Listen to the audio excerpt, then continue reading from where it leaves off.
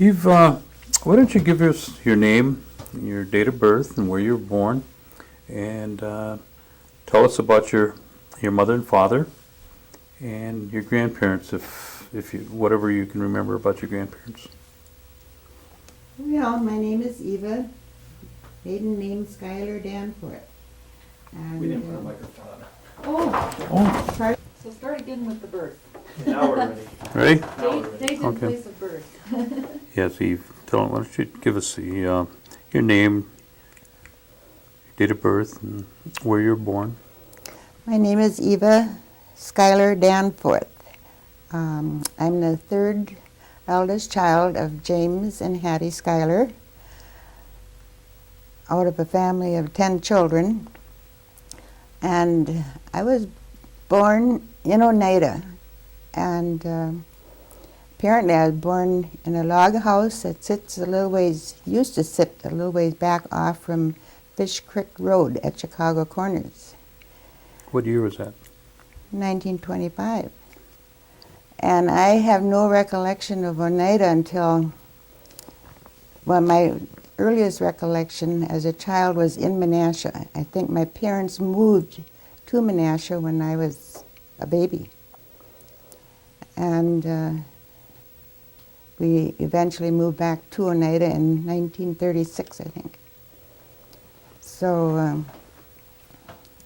in the years of Menasha, I don't remember my grandmother Schuyler or Grandpa Schuyler. I think he died when my brother Lester was a baby. So Pearl, my elder sister Pearl and Lester would remember him, but I don't have any recollection of him. I always wished I had grandparents, and I was named after Grandma Schuyler. That was her name. So unfortunately, I didn't get to know them. But in Menasha, I remember going to kindergarten and public grade schools.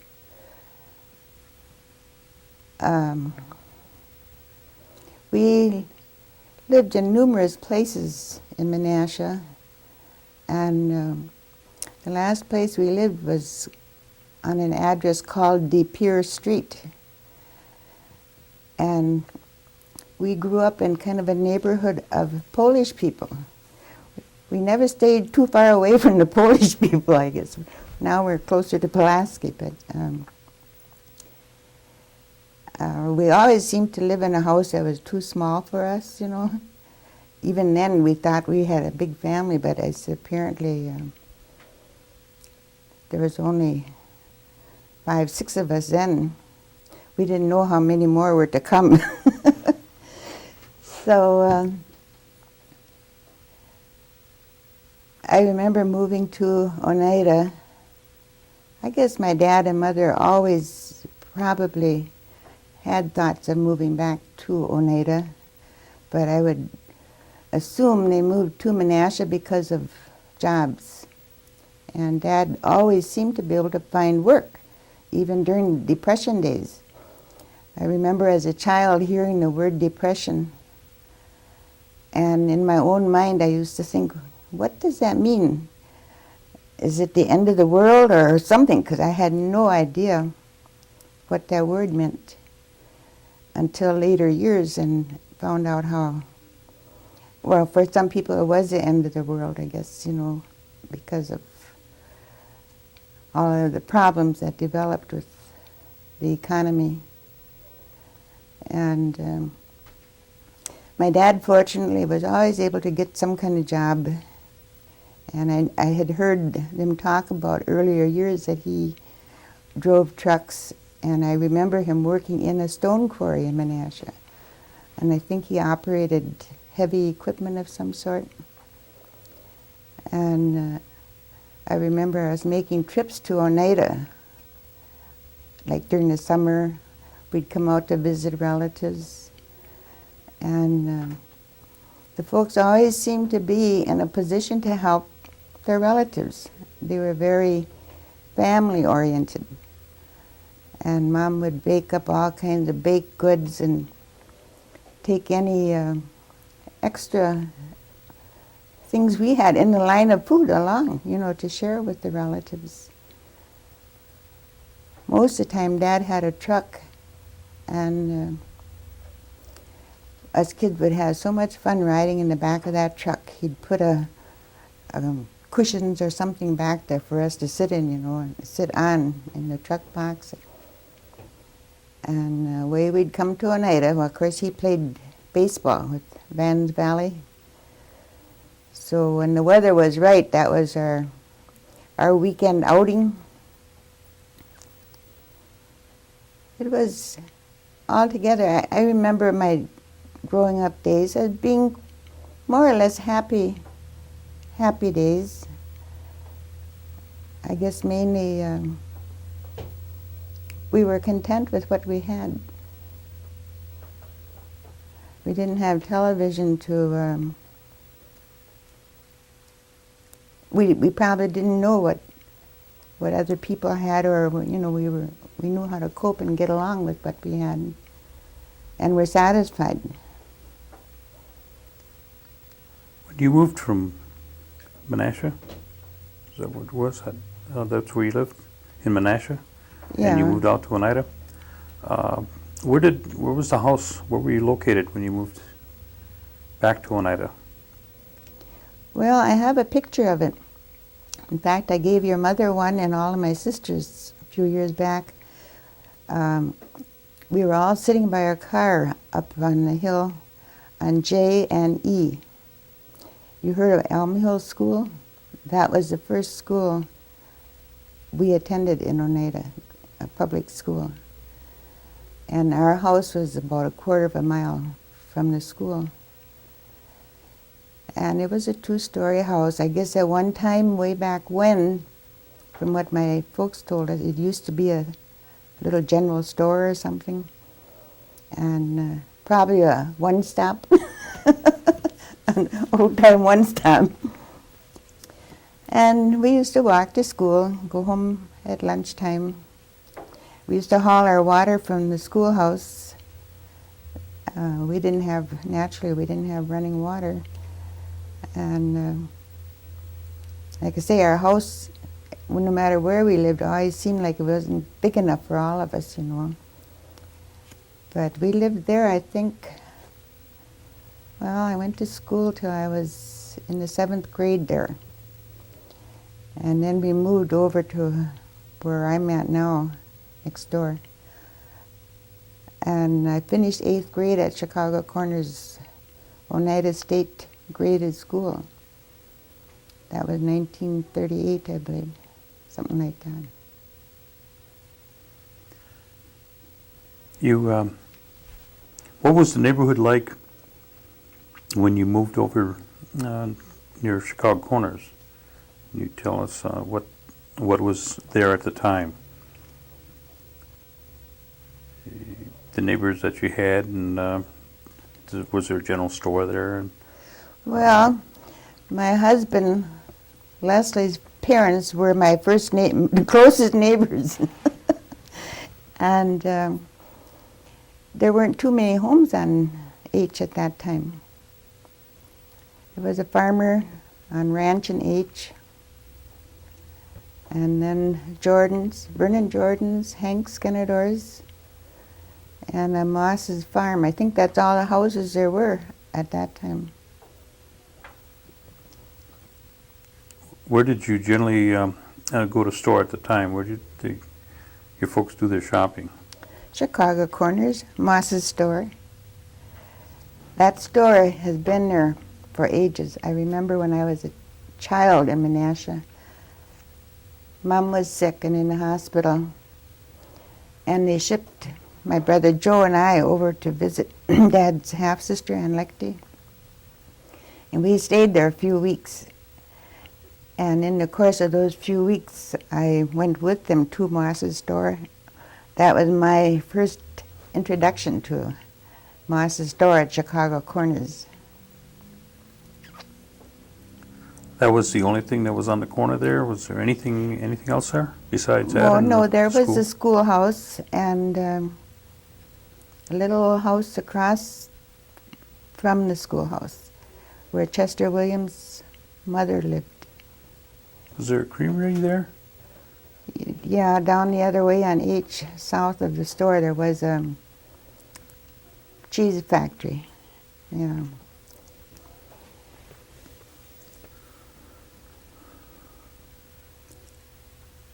What kind Now- of things did Moss's store have? Well, they carried general merchandise, and they always made salt pork there, and the Oneida people, well, salt pork was one of their staple foods because it was something they could preserve through all kinds of weather. And the Moss family learned how the Oneidas, I guess, made the salt pork, and up until just a few years ago, they still were making it, but they're not allowed to make it anymore because of regulations from whatever source. And they carried kind of everything from soup to nuts, gloves, probably some work clothes, food line, nuts and bolts for farm repair. Just a little bit of everything, I think. Well, they still have a general line of things, but they don't handle clothing at all. Did you see a big change when you moved from Menasha out to Oneida? And you were living in a city at the time, and then you moved to a rural area. Did your dad have a farm, or what changes did you see? As an example, the running water and electricity, as opposed to that's what you had in Menasha, I would imagine. Well, yeah, we had running water in Menasha, and some of the homes we lived in, and some of them didn't have. Those that were further out on the outskirts of town. I guess school was one of the big things that was different, because we had a one-room schoolhouse, and one teacher taught all the grades. I think Bob Appleton's wife, Mary, was my first school teacher. And she was a very good school teacher. And when I say it was a one-room schoolhouse, I guess that might sound overwhelming, but there weren't that many families, as far as the numbers of students. Maybe we're lucky if there were 35, 40 students in the school. But I have a lot of good feelings about the one-room houses, because I think the teachers got to know the families and individual students, and were really concerned for their overall well-being and welfare.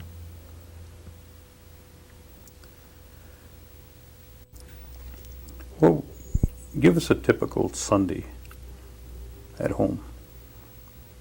When you move back from Menasha out to Oneida. I mean, you had your chores to do before you went to church.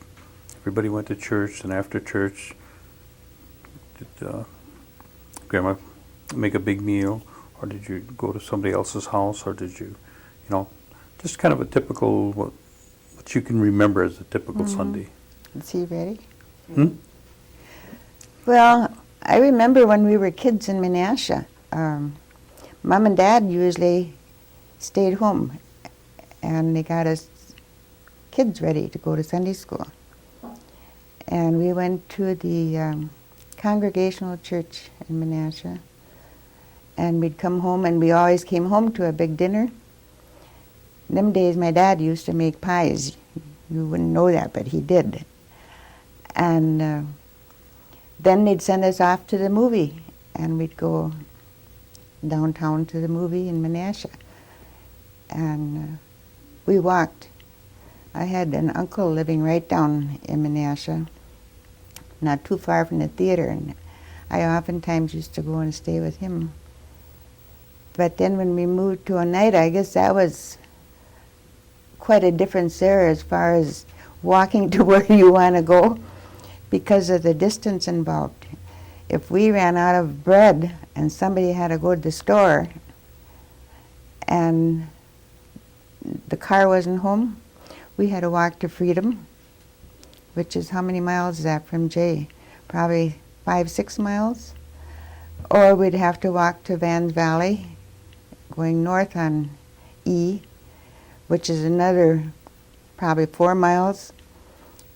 So I guess that was one of the big things I noticed. Of course, by that time I was a little bit older too, and I guess was able to try my wings a little more. In Menasha, I was content to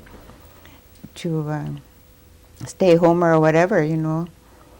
But I remember Pearl and Lester getting their first bicycles after we had moved to Oneida.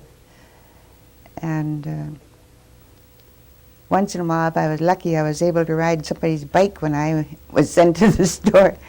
But then you had to fight the dogs off all the way from the big farmhouses. But I guess the darkness too bothered me, because sometimes when I would babysit at night, I would actually be a little bit afraid because we were used to street lights, at least to some degree, you know, and it was just so overwhelmingly dark that it was a little bit scary. But we always went to church. I guess if you wanted to do anything else on Sunday, you get up and you go to Sunday school. That was just a routine thing to do. And Mom got real active in church once we moved to Oneida. In fact, she ended up being superintendent of the Sunday school department, and church was her whole social outlet as well as for the family, for that matter. I think when I was growing up, right up until I got married, a good share of our social functions centered around the church. Which church was that? Oneida Methodist, and I've been a member there since I was a child. Do you remember any special stories that your folks would tell, or any special recipes or crafts or things that you may have done as a family? Did your mother make any rugs or baskets or Oh yes, special cooking that she did? I can recall us laying on the floor. Mom had made a huge braided rug. Our living room wasn't real big, but the rug took up the better part of the center of the floor. And we used to lay there picking out which part of the rug used to be my skirt or my coat or something, because she made the rug from old clothes, you know, that she would cut in strips and braid. And I remember working in the garden. So we always had a little garden, even in Menasha. And I guess Mom and Dad both were in tune with the soil. And we would always raise some little kind of garden. So we did quite a bit of work at home centered around garden work in the summer.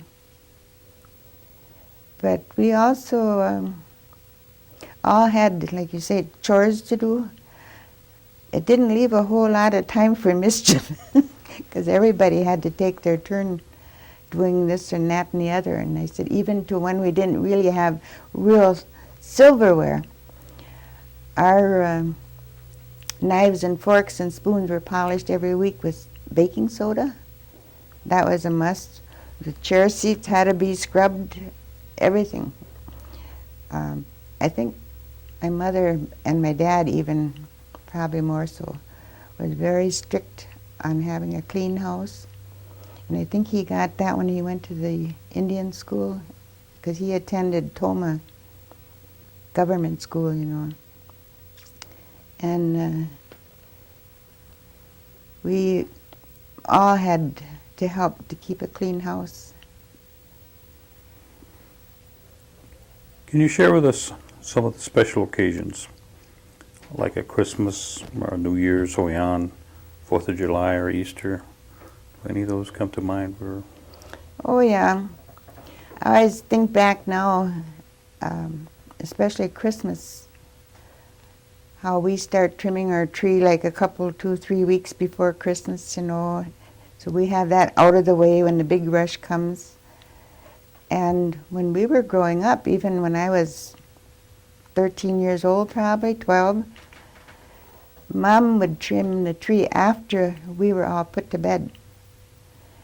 And everything was a surprise Christmas morning. We didn't see the decorated tree before Christmas. And any gifts, like today, you know, children tell their parents what they want or go help them shop for it. That wasn't true in our house. Anything we received as a gift was a surprise. And I think kids miss something today without having Christmas like we did. And I think we really appreciated, you know, whatever effort was put forth there. Thanksgiving was always a big dinner. And 4th of July was always our first watermelon of the season. And usually a trip out to Oneida from Menasha when I was young. And any visiting was always usually from Menasha to Oneida, visiting family, because there is a lot of family members, there was on both sides of the family. And Dad's ball games, a lot of our summer fun was centered around the ball games and so forth. What were the ball games like? Baseball. Was it just a bunch of men getting together? Or was Well, it- they were organized and they played opposing teams, you know, from other places. So they had to belong to a league, I would guess. Gordy wouldn't remember those days either, but my dad's brother, Uncle Tom, was the manager for the Oneida baseball team at that time. And they drew quite a big crowd. There wasn't too much else going on. What would happen, or what do you remember would happen when somebody got sick? How did your parents handle that? Not unlike they do today. A lot of it had to be taken care of at home, or how do you remember that? Well, we were fortunate, I guess my parents were certainly, that they had healthy children in our young years. But I recall my mother taking, you know, doctoring us at home with home remedies. She used to always gather number 6, which is a weed, has a wild flower, a purple flower on it, and you dry it and make a tea out of it. She used to gather catnip, which is kind of a tonic, and make a tea out of that. She used to, if we had say for example, a chest cold, and it was deep-seated, she'd make us what she called a mustard poultice, and you stir up a mixture. In fact, I've done it. You stir up a mixture of dry mustard, egg whites, and flour, and put that between 2 pieces of cloth, big enough to lay on the chest, you know, and leave that on there with a towel over the top of it until your skin gets a little reddened. And then you take that off. You put it on the front of the chest and the back. And when the skin is reddened and you're all heated up good, then they take that off and wipe it off and bundle you up with warm blankets and let you sweat. And they used to also use onion for a poultice. You just stir fry the onion and make the same kind of poultice, and that does the same thing. And I remember they used to use sweet oil and pine pitch, like for sores, the pitch that drips from the pine tree. I don't know what else. Stop but- right here, Deputy King.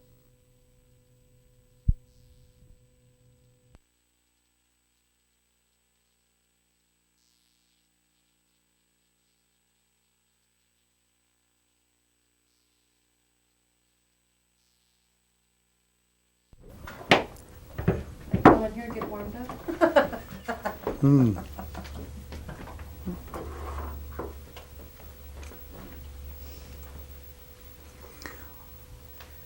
Okay, I think what I'll do is I'll ask you just kind of to go over your educational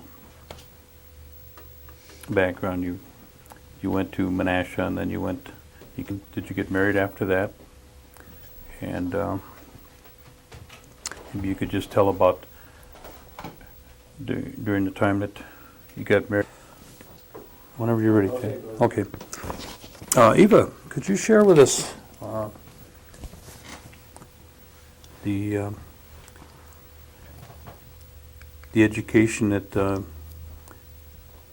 you had, and then maybe the times following that time frame?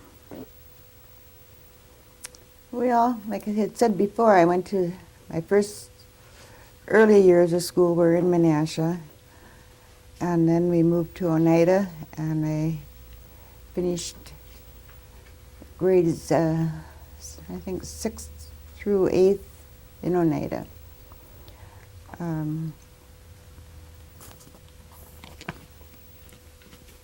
We had some real good teachers in my recollection. At Chicago Corners, we had 2 classrooms. At least we were divided, into 2 separate classes, upper grades and the lower grades. And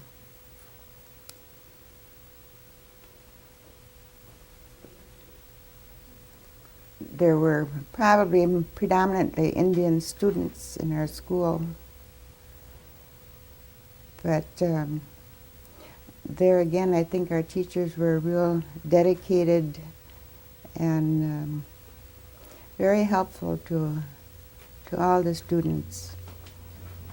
They used to have picnics and summer picnics, when school was out, Christmas programs, and when I finished school there, I went to high school in West De Pere.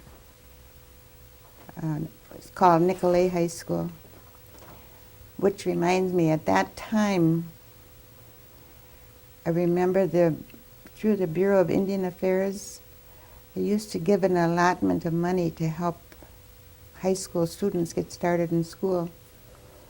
And they did that when my sister Pearl and Lester started high school too. And I think they did that my freshman year. I believe that was my first store-bought coat that I got that time we had got that money. And I can even see the dress. I bought a green and black check dress and blue skirt and a blue sweater to match. I have a picture of myself in it because my mother always made all our clothes, and for us to have something you just go to town and buy, it was really a treat. Well, then I think that was the only year that the federal government provided funds for high school students to get started. And it might be why a lot of students dropped out, because I know when my sister Pearl and Lester dropped out of school, and Lester went into the CC camps, and then Pearl later on got married. But my parents were so happy that I finished high school. Even though it took me 5 years to finish, I dropped out 1 year because Mom was sick and I ran into problems and had some health problems. But they just thought that was the greatest thing, because at that time a lot of the youth were not staying in school or graduating. I think a lot of it was because of economic situations.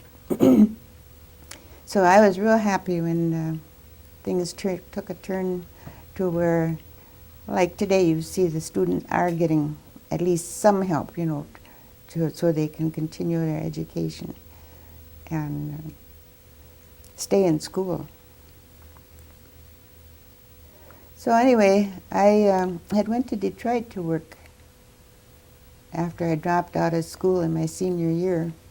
In the meantime, the federal government had transferred us. I went 3 years to school at Nicolay and De Pere, and I started my senior high year in East High in Green Bay. We didn't have any say-so about it. They just told us they were going to transfer us. I guess they felt that their standards were higher at East High or something. So I didn't really want to leave De Pere and go to Green Bay because, you know, naturally you get to know students that you've been in school with for 3 years, but we didn't have any choice. So Who were they making go? Just Indian we students? were bused long before you heard of busing, because they had the bus pick us up, you know, and that's where the bus was going. So I was about to walk to school in De Pere, which is, what, 10, 12 miles, give or take. And so they used to come on their bus route and pick up all the Indian students that were attending school there. There were a few youth who stayed on at Nicolay. Artley Skenador was one. I was in the same grade with Artley. And he lived closer to town, so he was able to get to Nicolay. But in the meantime then, my sister Pearl was married and living in Detroit, Michigan. So I had taken time off from school to take care of my mother who was sick, and then I ran into some health problems. And I missed out on quite a bit of schooling, so I decided to drop out and go back the following year. Well, everybody said, you won't go back, you know, but I knew, in my own mind, I knew I was going back. So I went to Detroit and I got a job, stayed with Pearl and my brother-in-law Lee, and I worked in a dry cleaning place. So when it was time to go back to school, I get a postcard in the mail from Mom. Don't renege. I didn't really know what renege meant then. But she didn't have to worry because I was anxious to go home. And I did go back to school then in the fall and graduated in 1945. Like I say, I was a year later. It took me a little longer. And so then, from there, how was it now? 1945. Oh, the war was over. There weren't too many guys running around Oneida free them days, you know. They were all overseas, including, well, both of my brothers were in World War II. And here my brother is coming home. I'm working in Detroit. I had went back to Detroit and got a job, I guess, after I graduated. And I had some thoughts of going on to teachers' college is what I kind of had in mind, but I never had done anything about it. And in the meantime, my brother comes home from service. War was over, and of course he was engaged to marry Althea Parker before he left. So I get the word that they want me to stand up for the wedding. So I said, sure, you know, I wasn't going to miss that. I was so excited that he was home. And when I got back home then, I was supposed to stand up in the wedding with my brother Joe. And here one of the other guys in the wedding party had an accident. Lee Paulus, I guess. So Leslie, my husband now, had just gotten home from service. So they drafted him to take somebody else's place. And I forget now what. Oh, my cousin didn't want to stand up with Leslie because he had a mustache. He was probably the only man in Oneida that was wearing a mustache when he came home from service. So Lillian says she didn't want to stand up with him, and he said, I don't like that mustache. I said, well, I'll stand up with him. I said, I'm not the one getting married, you know. So she stood up with my brother Joe, I guess, and I stood up with Leslie. Well, needless to say, 6 months down the line, I was going back down the aisle again with Leslie Danforth. So anyway, we got married then, and a couple of years later we moved to Detroit, Michigan. He had been working at a job in Kaukauna, and I don't know just what all was the reason, but anyway, we decided we were going to pack up everything. We had 2 little boys by that time, and go to Detroit, see if the grass is greener. So he went on ahead of us, I guess, a couple of weeks. Got himself situated in a job, and then he sent for I and the kids to come. So we got on the train and away we went. In fact, I think he had Gordy's mother, my sister Pearl, come home on the train so she could help me back with the 2 little guys. And she came out there and she brought her own little girl along, little Pearl. So we wrestled 3 babies back on the train to Detroit. But anyway, we stayed in Detroit then until 1953. I said, I knew all the time when we moved there that I wasn't going to stay indefinitely. It was a temporary move. So it ended up, before we moved home, Leslie's father died, and his mother wanted to move out of the homestead. And out of 7 children, he was the only one that was willing to take over, the old house. So about that time, I was working at General Motors, in fact, and my job was folding up. It was the company, or the plant I was in, was going to move to Flint, Michigan. He was working for a company called Crop Forge Ordnance, which was a federal government job. And his job was moving to Chicago. We both could have went with our job in 2 different directions, but it worked out real fine that we decided to move home when we did. And we've been living in the same place since 1953.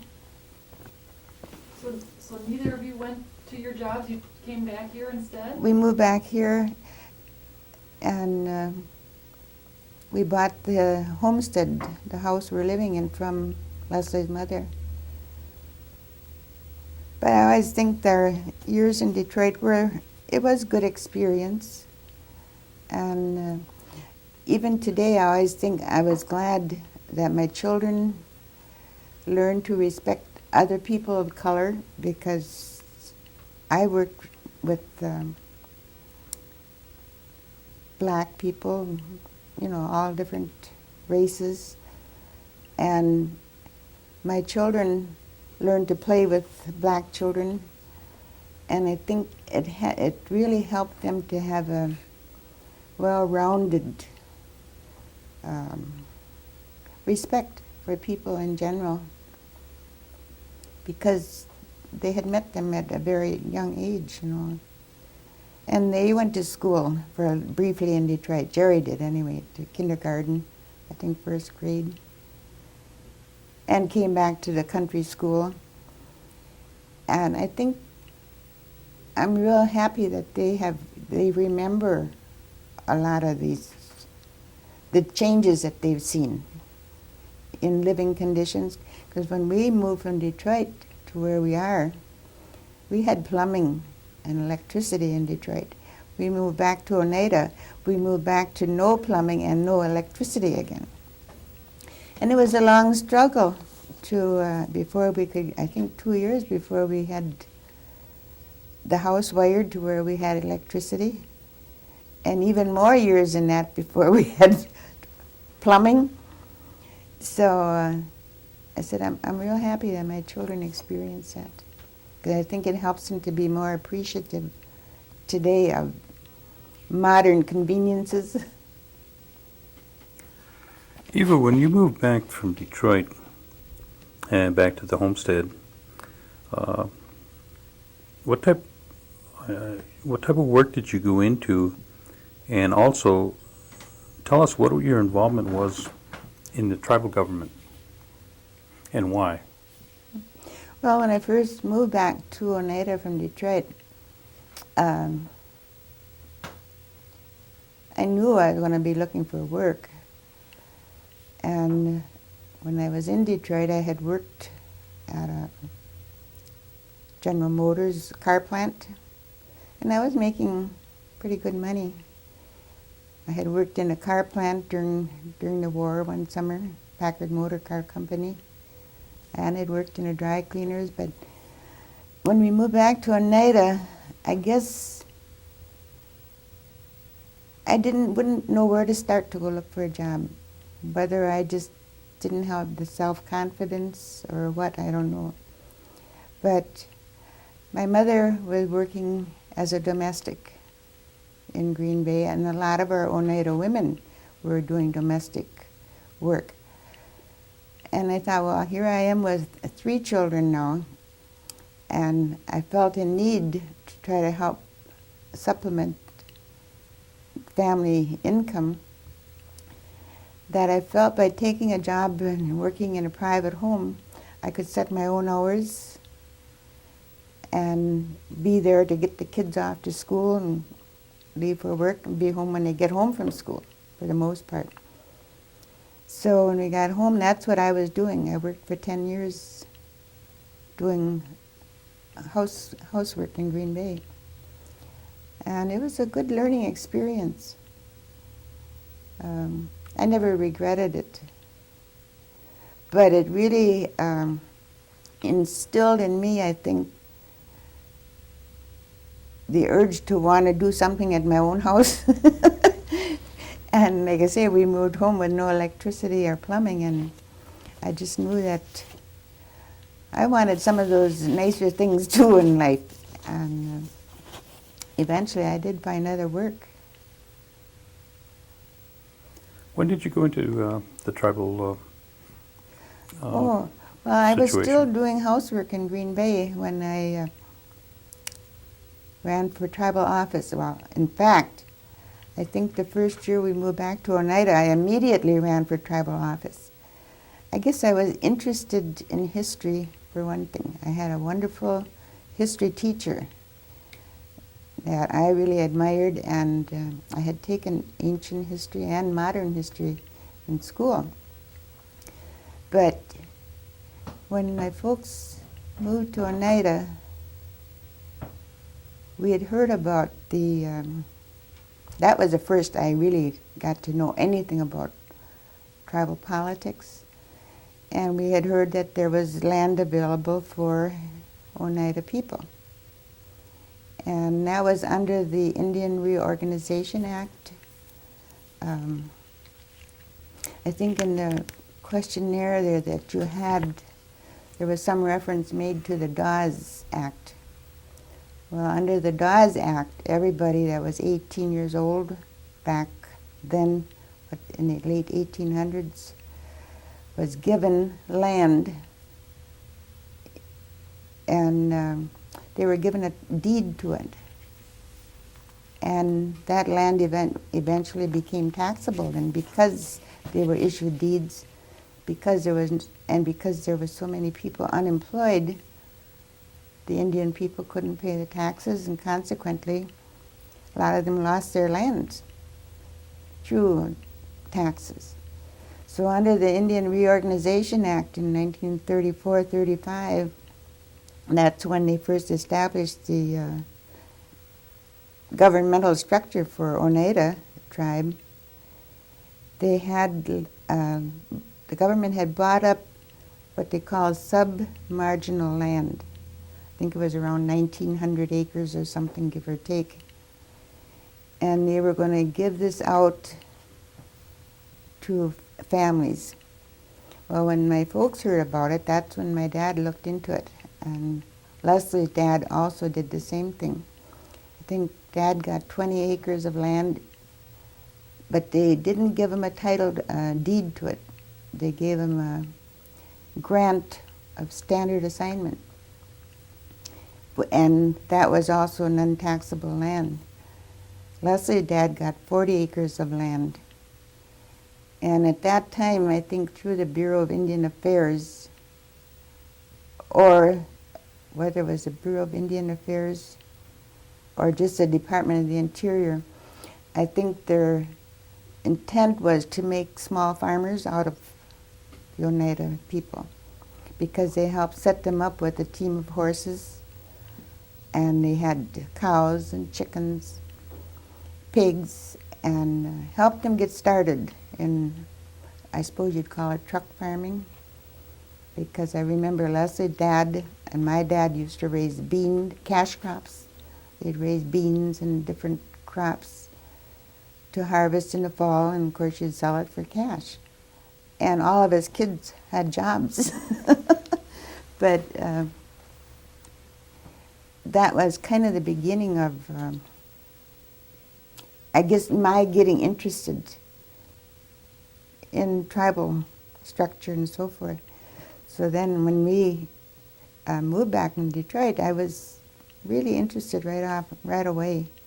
But I think I ran for office one year and didn't make it, so then I went again, tried for it the next year. At that time, we used to elect people for only 1 year at a time.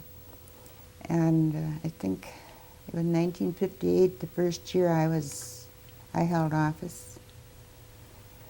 And I guess I have to say, you know, I'm privileged to say that I was in office through the leadership of Julius Danforth and Irene Moore and Purcell Paulus. I always feel like Julius Danforth didn't get kind of the laurels he should have, because I think he was a very dedicated man, very soft-spoken, and maybe that's why he didn't get recognition, I don't know. But I really enjoyed working with him, and all three of them. But back in those days, tribal business, of course, was nothing compared to what we see today. But there still were a lot of things to do. And I remember getting involved in the politics of this Chicago Corner School when my own children were in school there. Our school board at that time consisted of, 3, 4 active people. And one was the owner of the store, Mrs. Moss. And our Indian people were not involved in anything as far as school board business is concerned.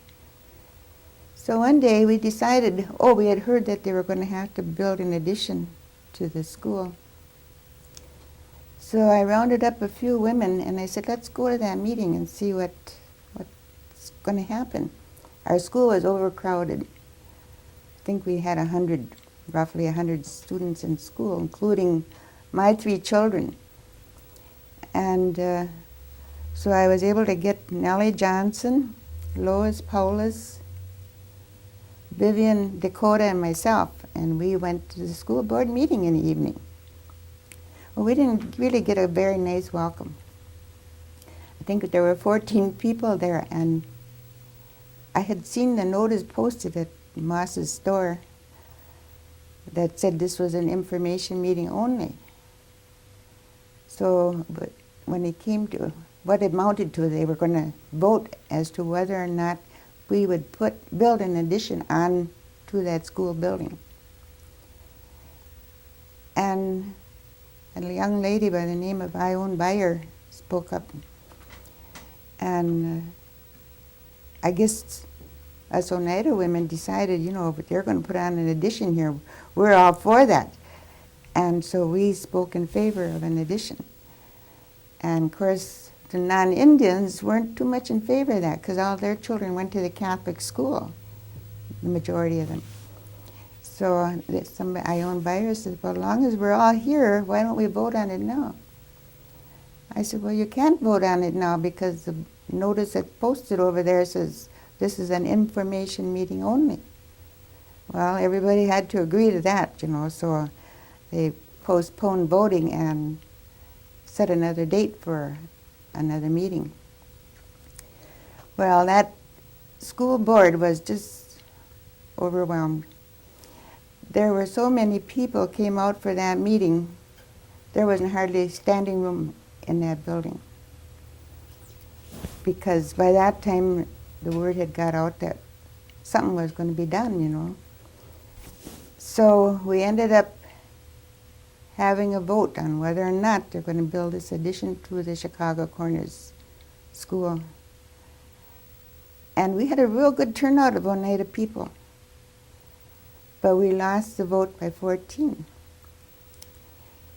So when the meeting was over, naturally the taxpayers, I say, our non-Indians, were real happy because they didn't want to build a school. And some of them were even blatant enough to say, well, those Indian kids wouldn't take a shower or nothing, they really belittled us. And I don't know how that came about now, but, at first they had told us we didn't have any voice in the meeting because we weren't taxpayers. In the meantime, Leslie's, my husband's mother and I and him got in a car prior to this big meeting, and we went house to house to every Indian home in our school district. And I had sent a petition to the superintendent of Indian education in the state in Madison. His name was Mr. Kingston, requesting that, and letting him know that they had told us we had no voice in voting. Well, he got back to us in a hurry that we had every reason to vote, and he put it right on the blackboard. All the monies that was coming into our school district on behalf of Indian children. That was a real eye-opener for us, because I think we didn't even know the money that was being put into our school district. We went through the same problems with the towns. The money that was being put into the township treasure on behalf of Indians for welfare or road work or anything. We were just naive. We didn't know about it. So I said, I guess that was my really earliest involvement, because our schools had to join a high school district by 1962. And we were having all these other problems in the meantime. So we ended up, I wrote another petition that if we can't, they voted out building the addition onto that school. And I wrote in this petition that if our children can't get equal aid to education here, let's bus them, take them where they can get it. They bused them 2 years to Crystal Springs School in Seymour, or wherever it is. And they built the addition to the school. It still stands today. Little did we know it at that time, but I ended up working in a little cloakroom that was made into an office later on from that same old school that I had went to, Leslie went to, and my children went to. But that was some of my very early experience in the politics in our area. You said that you took interest in the tribal government, and you were elected the year you were elected. Can you give me some of the time frames that you were served on the tribal government and in what capacity, and some of the experiences that's come to light? As an example, one of the times you had to go to Washington. Well, back in, I think it was 1958, I was elected as secretary for the tribe. And as I said before, this is a one-year term. And those days, we didn't have an office as such. We had what was referred to as a CC camp building, which was kind of like what would you call it? A shell of a building with a concrete floor. We had an old oak heater that's set in the center of it. And we used to have meetings once a month on a regular basis according to our constitution and bylaws. And then if there were a need, we would have a special meeting.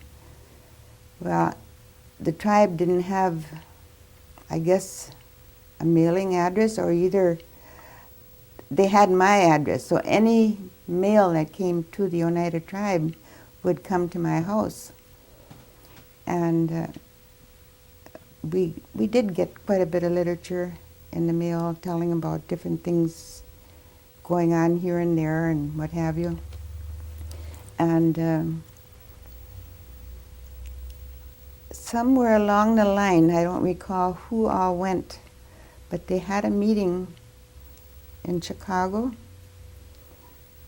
And this, I think that was about the time the Great Lakes Intertribal Council was formed, which the Great Lakes Intertribal Council consisted of all of the Indians within the state of Wisconsin. What is it, 11 different tribes, I believe? Anyway, they had asked for input from all the tribes throughout the country to submit recommendations to Washington, listing the things that each of us needed in the way of health, education, and welfare. So my Aunt Irene Moore was vice chairman at that time, I guess. And our business committee charged us with going ahead and being a part of this. So we sat down at my kitchen table and wrote out what we thought we needed on behalf of the Oneidas. And that included housing, aid to education, general welfare, whatever. So sometime later, when the tribes met again, they had this all these recommendations. They went through them. I wasn't a part of that, and they had them put into a leather-bound booklet, and had made arrangements. And I again say I think it's through Great Lakes Intertribal, probably Intertribal Council, that they made arrangements to go to Washington and present this booklet to President Kennedy. So when I got that notice in the mail, I went to the next meeting, and I was all hyped up. The tribe only had a couple $100 in their treasury, you know, and to think of sending somebody to Washington, D.C. for a conference was kind of out of line, but we talked to the council about it, and I said, well, if nobody else is going to go, I said, I think it's important enough. I said, I will volunteer to go, and I'll come up with the money somehow. I think they gave me $100 out of a little coffer. Lester and I borrowed money from Aunt Elizabeth and Agnes so I could go. And away I went when the time came. I went ahead and I don't know how I even got a hold of this. Hotel Raleigh, walking distance from the White House. I had booked reservations, you know. And I said it was just the most exciting thing in my life, I guess. But when we got there, they had an agenda set up for us to meet with the president in the Rose Garden. We also met with Lyndon Johnson and members of the Senate in the old Senate office building there. By the way, that book should still be in your archives somewhere. Here in recent times, when I I happened to catch that TV show when we had a delegation down in D.C. with Clinton, and they said this was their first delegation of. I thought, no, that ain't right. But I said, you have to remember, when we were working as a council back then, we didn't even have telephones to work with. I used to buy my own writing paper and carbon sheets. And I said, I knew how to type. I had taken typing and general business and bookkeeping in high school, but I didn't own a typewriter. I didn't feel I could afford to go buy one, so I did everything longhand. But anyway, we met with President Kennedy there in the Rose Garden, and on the way there, we had been at lunch, I guess, before we went to our breakfast, I don't know which. And there was a whole bunch of us people getting in a cab. We happened to have a black cab driver, and he said, you can't all get in here. We are limited how many people you can carry in one cab. I said, oh, don't worry about that. I said, if you get stopped, just tell me to give the bill to President Kennedy. He'll take care of us. And we're going to meet Kennedy. He left us all get into it. And you don't need to worry. I think you thought I was joking, but I wasn't. Anyway, he greeted each one of us and shook our hands and asked us which tribe we represented. And I'd like to think he is the one who turned things around for Indians across the country. In fact, do you have the papers that I had there? There's one brown paper in there I wanted to show to Gordy. A newspaper print. Yeah, that one. And anyway, we talked about housing, lack of housing, and lack of jobs, just overall problems on the reservation. So this one Indian man who worked for the Bureau of Indian Affairs at that time found out Oneida had a delegate there. He was immediately in contact with me and invited me to his house after our meetings one night.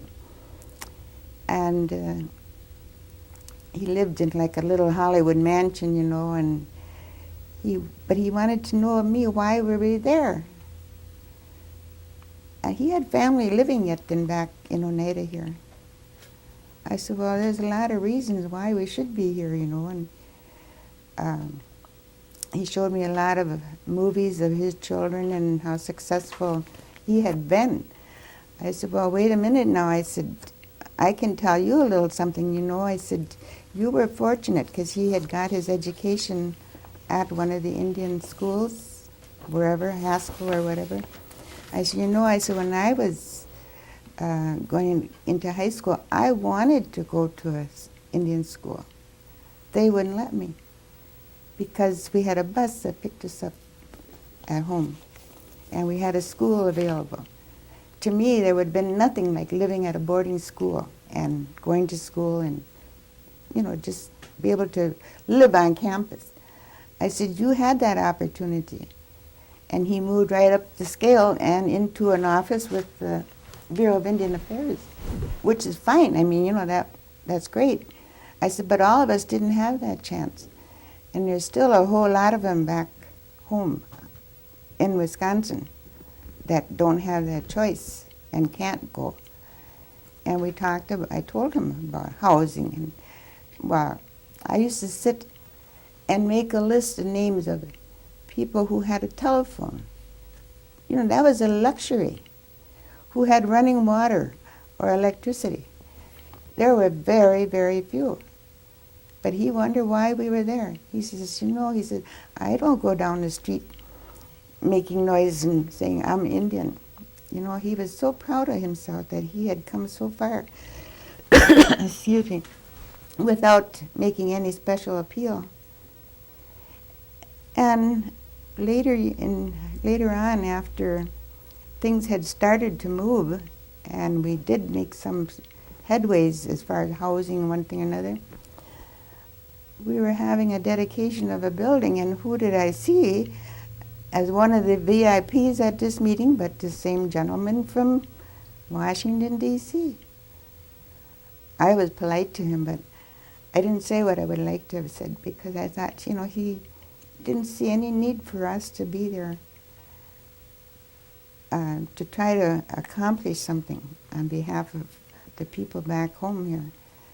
But he was ready and able and willing to be there when it would come time for the dedication, But I think that's what happens sometimes, that people lose their touch and kind of forget their real goals. But it was after that fact, I don't know, when did we get housing going out here? But 1967? 65, 66, yeah. But I think even though, it seemed like we didn't accomplish much in those years because we didn't have the skills or the ability or wherewithal to do things, that we did kind of pave the way for a number of things. And I guess one of my pet projects was housing. And I take pride that I did it. All by hand, longhand. And I, like I say, furnished my own paper and carbon paper. My dad used to say, Eva, you should get out of that. He said, you're working too hard, because I was working in town doing housework, cleaning it. But I said, I spend lots of hours of my own time for $15 a month, believe me. But I didn't regret it, because I think it was something that I felt I had to do. And I think our whole council was dedicated to doing whatever we could with what resources we had. So whenever I look around and see the housing now, it makes me feel a little proud to think I had a little bit of share in it. When you say I'm a member of the United Nations, what does that really mean in terms of how do you feel you express that? Well, as a young child, my dad always taught us to be proud of our Indian heritage. And I can remember my older brother and sister experiencing some degree of racial prejudice in Menasha days. And I guess that's why he started teaching us to be proud.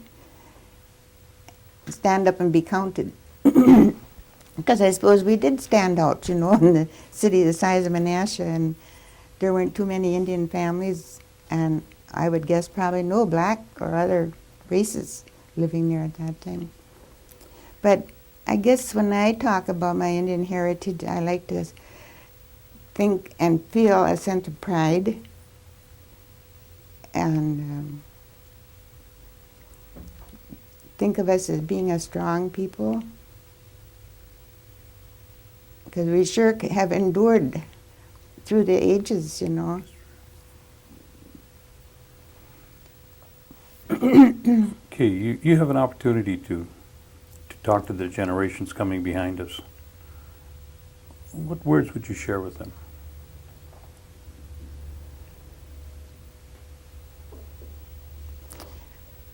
I guess I have a concern about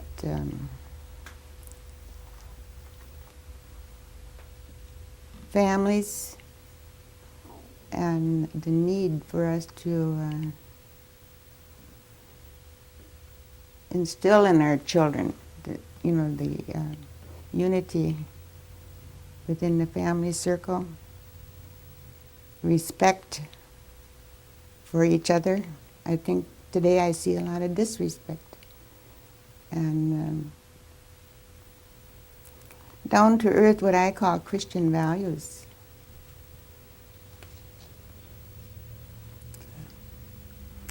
Is there anything else that I didn't cover that I may have forgotten that you want to share?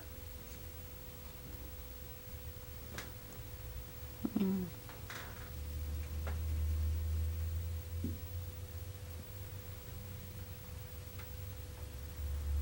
I think I would just like to say that, you know, I come from a very big family. I think there's about 400 direct descendants of James and Hattie Schuyler.